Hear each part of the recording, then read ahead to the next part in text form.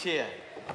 Well, Mr. Speaker, Mr. Chair, I know that the Labor Party were keen to take some more calls and run it. I was almost tempted to actually give them one because I was missing out on my dose of fiction this evening after 2 weeks on resource, having the opportunity to watch a bit of fiction on television. I was getting a good dose of it from listening to the Labor Party speakers, and it was tempting to listen to a few more. But Mr. Chair, can I just say, to be able to stand up and talk on this subject as a government member is incredibly heartening. I feel incredibly proud to be able to stand up and talk about some of these things that have been achieved over the last 12 months in this review process.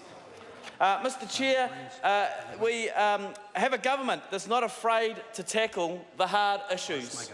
We have ministers in these portfolios who are prepared to face up to where things could be better and to actually do something about it. And I stand here with a sense of pride in being part of a party which is doing some great work in this area. There's almost too many things to talk about. Some of them have been touched on, but actually there is an incredible number of things that are really great that are going on that we can be proud of.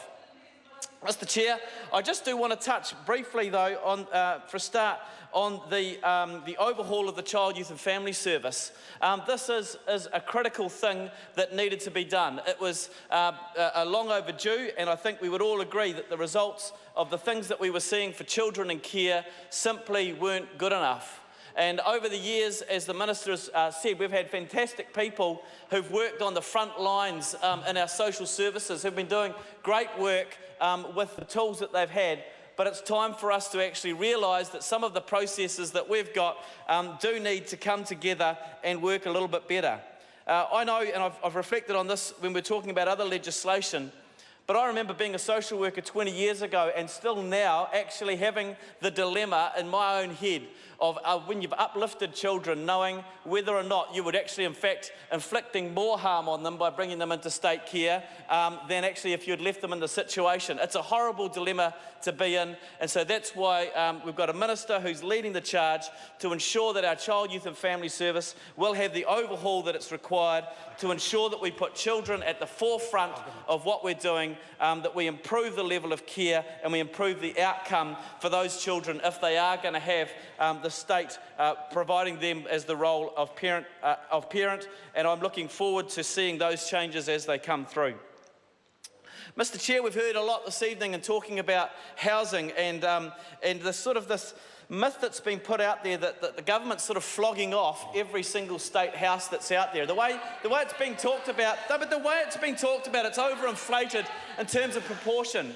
You know, we're talking about approximately 1,500 houses of the 60-odd thousand houses that are in government stock.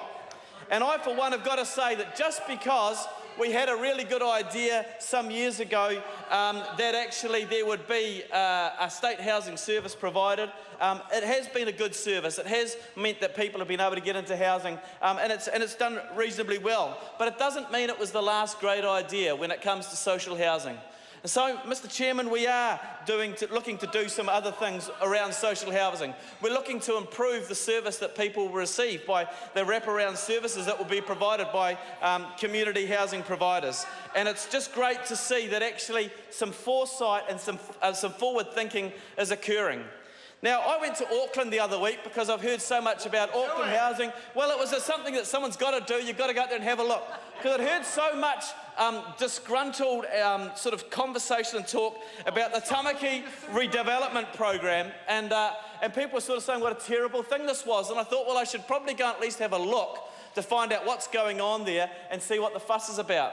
Well, Mr. Chair, what I saw there was a whole lot of quite run down, not fit for purpose, old state houses sitting on pretty large sections that weren't really necessarily being upkept because they were too big for people to look after.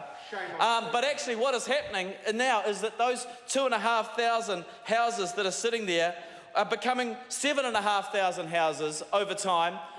There will still be the same amount of community social housing provision there, but there will also be another 5,000 houses that will be warm, that will be dry, that will be fit for purpose for the people who will occupy them, and will actually ensure that we are starting to address the need for more houses in Auckland. Mr Chair, there is good things going on in this space, and this government is making sure that we are moving ahead, not just being stuck in the past, not just sticking to the old ways of doing things, but looking for a future that's going to deliver better results. I'm calling Material